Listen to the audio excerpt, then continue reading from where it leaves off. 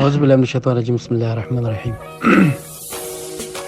اول موږ سره تشبیهات دي که استعاره ده.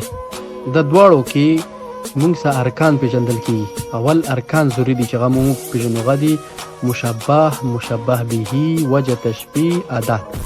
دا درې څلور څیزونه دي چې دینه د استعاره هم معلومولی شي او تشبیه هم معلومولی شي.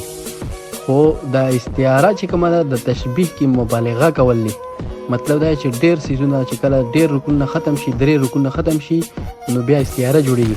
خو چې کله څلور رکنونه موجود وي یا څلورو کې دوه وي یا درې وي او دوه، درې او څلور، نو بیا هغه به تشبیه وي.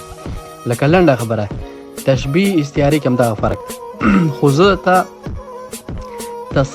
استعاره مکنیه او استعاره تصریحیه یا مصرحه دغو دواړو هغه کومه.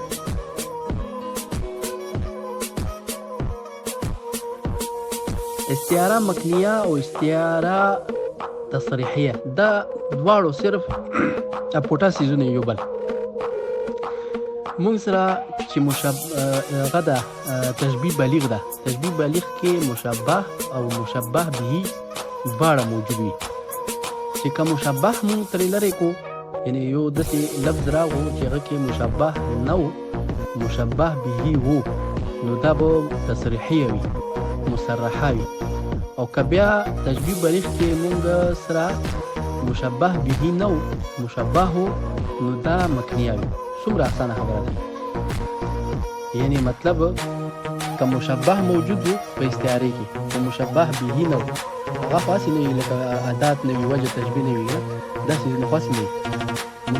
تشبیه بلیغ کې چې موږ سره یو رکن پکې نه و، که مشبه به نه و، نو بیا به مشبه به چې نه و تصریحیه هغه ده.